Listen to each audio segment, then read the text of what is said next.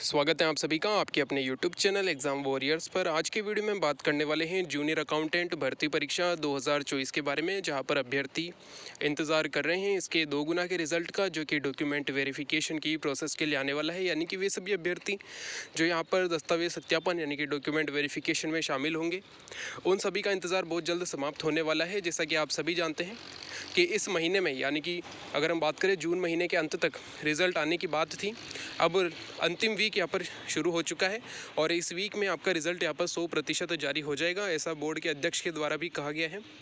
तो आने वाले 3 दिनों में, यानी कि आज मंडे है, तो अगले 3 दिनों में यहाँ पर आपका रिज़ल्ट कभी भी जारी हो सकता है। कल रिज़ल्ट जारी हो जाए या फिर मंगलवार, बुधवार या गुरुवार, यानी कि अगले 3 दिनों में आपका रिज़ल्ट कभी भी यहाँ पर जारी हो सकता है। तो अब जब यहाँ पर रिज़ल्ट जारी होने की बात हो गई है, तो अब अभ्यर्थियों का जो इंतज़ार है वो अब स्कोर कार्ड को लेकर बढ़ गया है कि स्कोर कार्ड कब तक जारी होंगे। वैसे अगर देखा जाए तो नॉर्मली जो स्कोर कार्ड होते हैं वो बोर्ड के द्वारा कम से कम 2 दिन में या फिर 1 वीक के अंदर यहाँ पर जारी कर दिए जाते हैं। तो अब यहाँ पर अभ्यर्थियों को स्कोर कार्ड का इंतज़ार करना होगा। रिज़ल्ट उनका जल्द यहाँ पर जारी होगा। आने वाले 3 दिनों में यहाँ पर रिज़ल्ट जारी हो सकता है और उसके बाद जो है आपका स्कोर कार्ड जारी होगा। लेकिन फिर भी अभ्यर्थी को स्कोर कार्ड की काफ़ी जो है यहाँ पर चिंता रहती है, क्योंकि कई बार अभ्यर्थियों को रोल नंबर 2 गुना की लिस्ट में मिल जाता है, कट ऑफ से ज़्यादा नंबर आने की उम्मीद होती है।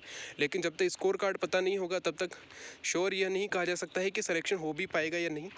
तो वे सभी अभ्यर्थी जो यहाँ पर स्कोर कार्ड का इंतज़ार कर रहे हैं, उनके लिए वीडियो काफ़ी इंपॉर्टेंट होने वाला है कि उन्हें रिज़ल्ट आने से पहले क्या चीज़ करनी है ताकि वो अपना स्कोर कार्ड यहाँ पर पता कर सकें। तो उसके बारे में हम बात करेंगे। साथ ही सबसे पहले अगर हम बात कर ले डीवी की, तो डॉक्यूमेंट वेरिफिकेशन की जो प्रोसेस है वो काफ़ी जल्द यहाँ पर स्टार्ट होगी।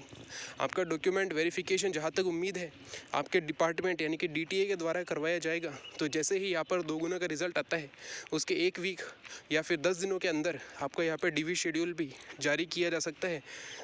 आपके डिपार्टमेंट के द्वारा डॉक्यूमेंट वेरिफिकेशन करवाया जाएगा। तो डॉक्यूमेंट वेरिफिकेशन की जो पूरी प्रोसेस है वो काफ़ी जल्द समाप्त होने की उम्मीद है, क्योंकि जब भी बोर्ड कोई डॉक्यूमेंट वेरिफिकेशन कराता है तो वो मैक्सिमम 1 दिन में लगभग 500 अभ्यर्थियों का ही डॉक्यूमेंट वेरिफिकेशन कराता है। तो लगभग जो है यहाँ पर दिन ज़्यादा लगते हैं। उस हिसाब से अगर देखा जाए तो आपका डिपार्टमेंट आपका डॉक्यूमेंट वेरिफिकेशन काफ़ी जल्द कंप्लीट करवा लेगा। और जहाँ तक उम्मीद है 15 अगस्त से पहले पहले आपका डॉक्यूमेंट वेरिफिकेशन कंप्लीट हो सकता है। और उसके बाद जो है आपके यहाँ पर 2 गुना के रिज़ल्ट के बाद जो फाइनल रिज़ल्ट होगा उसका इंतज़ार अभ्यर्थियों का रहने वाला है। और फाइनल रिज़ल्ट में कितनी कट ऑफ बढ़ेगी इसकी बात हम आगे की वीडियो में करेंगे, जब आपका 2 गुना का रिज़ल्ट आ चुका होगा। अगर हम बात करें तो परीक्षा परिणाम, जैसे आपको पता है कि परीक्षा परिणाम जारी हो सकता है, तो उसके नज़दीक आते ही यहाँ पर कट ऑफ में काफ़ी ज़्यादा बदलाव देखने को मिला है। कई यूट्यूब चैनल जो पहले लगभग 50% की कट ऑफ जनरल और OBC मेल कैंडिडेट की बता रहे थे कि मेल कैंडिडेट की कट ऑफ 50% से कम रहेगी या 50% रहेगी, अब यहाँ पर कट ऑफ में काफ़ी बदलाव देखने को मिला है और जनरल मेल की कट ऑफ आपको 500 प्लस देखने को मिल रही है। हमारे चैनल पर शुरू से ही जो जनरल मेल की कट ऑफ है वो लगभग 510 नंबर के आसपास बताई गई है और जो OBC कट ऑफ है वो लगभग 490 से 495 नंबर के आसपास रह सकती है, इसके बारे में बताया है। तो अब हम कट ऑफ को साइड में रखते हुए सबसे इम्पोर्टेंट बात कर लेते हैं कि रिज़ल्ट आने से पहले आप स्कोर कार्ड की तैयारी पहले से ही करके रखेंगे तो आपके लिए काफ़ी फ़ायदा होगा।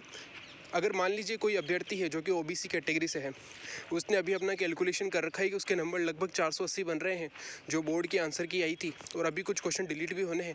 कहीं तो 23 क्वेश्चन बताए जा रहे हैं, पर इतना नहीं, लगभग 10 से 12 क्वेश्चन यहाँ पर डिलीट होने की उम्मीद है कि 10 से 12 क्वेश्चन जो है वो यहाँ पर डिलीट हो सकते हैं।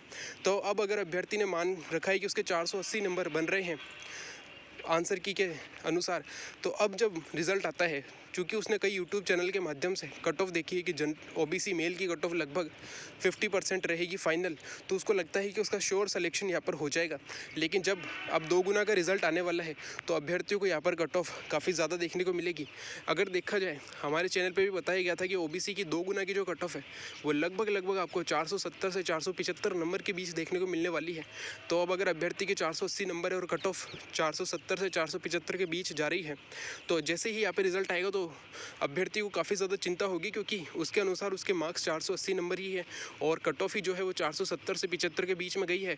तो अब उसे अपना स्कोर कार्ड जानने की यहाँ पर काफ़ी ज़्यादा जो होगी चिंता होगी कि उसका स्कोर कार्ड कितना रहा है। तो उसको यहाँ पर थोड़ी सी कैलकुलेशन करनी होगी ताकि वो अपने नंबर एक्यूरेट प्राप्त कर सके कि उसके कितने नंबर यहाँ बन रहे हैं, क्योंकि कितने क्वेश्चन बोर्ड ने डिलीट किए हैं, कौन कौन से क्वेश्चन डिलीट किए हैं, ये आपको रिजल्ट के साथ देखने को मिलने वाला है। तो अगर आप रिजल्ट से पहले ही एक चार्ट अगर बना ले, यानी कि जो सारणी होती है अगर वो बना ले, तो आपको यहाँ पर काफ़ी ज़्यादा फ़ायदा होगा। और जैसे ही रिज़ल्ट आता है उसके लगभग आधे घंटे में आप अपना स्कोर कार्ड भी पता कर सकते हैं। तो यहाँ पर आपको क्या चीज़ ध्यान देनी है, तो सबसे पहले इन आज या कल में ही आप इस प्रकार का एक चार्ट बना ले, जिसमें कि सबसे पहले आपको सब्जेक्ट रखना है। आपके टोटल 12 सब्जेक्ट हैं, 6 सब्जेक्ट पेपर 1 के हैं और 6 पेपर 2 के हैं। इसके अलावा आपको अगली चीज़ देखनी है वो राइट क्वेश्चन कौन कौन से हैं।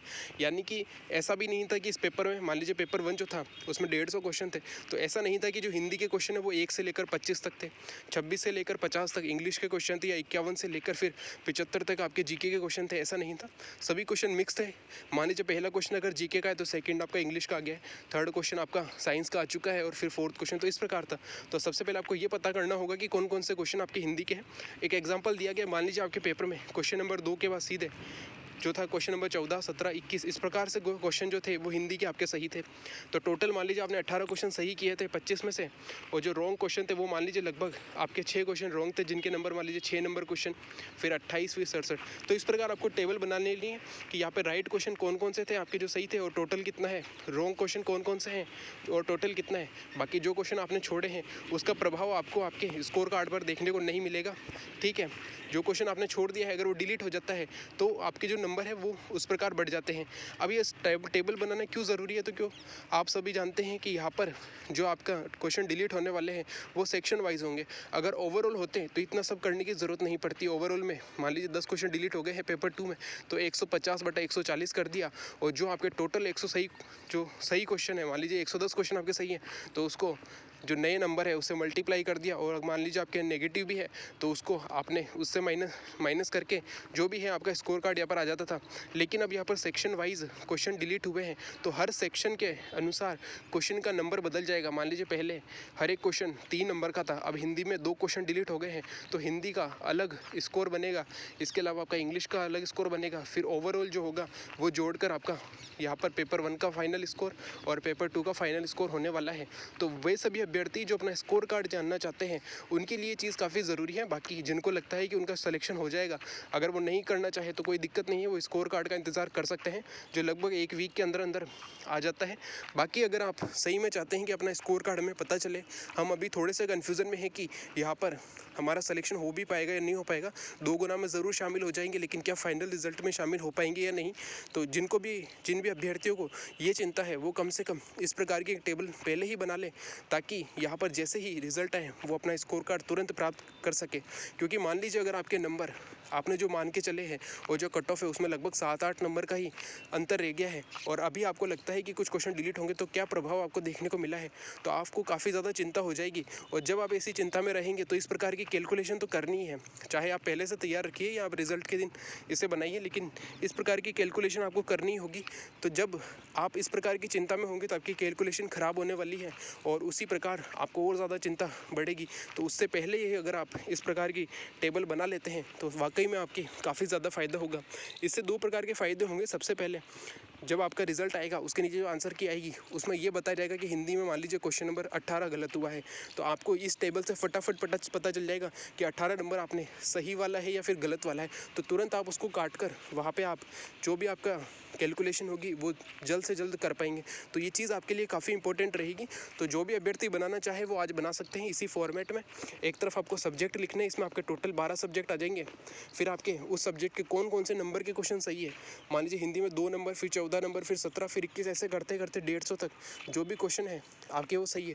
टोटल कितने हुए? 18, क्योंकि टोटल करना भी ज़रूरी है, क्योंकि जो आपको बाद में मल्टीप्लाई करेंगे वो आपके टोटल नंबर के जो क्वेश्चन है उनसे होगा। मान लीजिए 18 सही है तो 18 इंटू हिंदी में जो भी मार्क्स बन रहे हैं उस हिसाब से बाद में आपकी इस तरफ रॉन्ग क्वेश्चन हो जाएंगे कि ये क्वेश्चन आपके गलत हैं और उसका टोटल इधर हो जाएगा, और जो आपने नहीं किए हैं वो अलग रह जाएंगे। तो इस प्रकार आप जो है फटाफट कैलकुलेशन कर पाएंगे, ताकि आप जो है सही से अपना स्कोर कार्ड पता कर सकें। और इस प्रकार से अगर आप अपना स्कोर कार्ड पता करेंगे तो उसमें और आपके जो फाइनल स्कोर कार्ड बोर्ड जारी करेगा उसमें मुश्किल से कोई 1 नंबर का फ़र्क होगा, वो भी पॉइंटों के कारण कि पॉइंट के बाद आपने कितनी संख्या मानी है, इस हिसाब से थोड़ा सा ही अंतर आपको देखने को मिलेगा। वरना जो है आप अपना एक्यूरेट यहाँ पर मार्क्स प्राप्त प्राप्त कर सकते हैं। तो ये था हमारा वीडियो, इसमें जो भी बताया गया है उस पर आपकी क्या राय है आप कमेंट बॉक्स में बता सकते हैं कि वाकई में आप इस प्रकार की प्रोसेस करना चाहते हैं तो कमेंट बॉक्स में ज़रूर बताइएगा। अगर आपको अपने मार्क्स की चिंता है कि आपका स्कोर कार्ड क्या रहने वाला है तो आप इस तरीके से ज़रूर कीजिएगा ताकि आपको ज़्यादा से ज़्यादा कम समय में फ़ायदा मिल सके। बाकी आपकी क्या राय है आप कमेंट बॉक्स में बता सकते हैं, और अगर आपका कोई प्रश्न है तो आप कमेंट बॉक्स में पूछ सकते हैं। आपका रिज़ल्ट जल्द से जल्द जारी होने वाला है।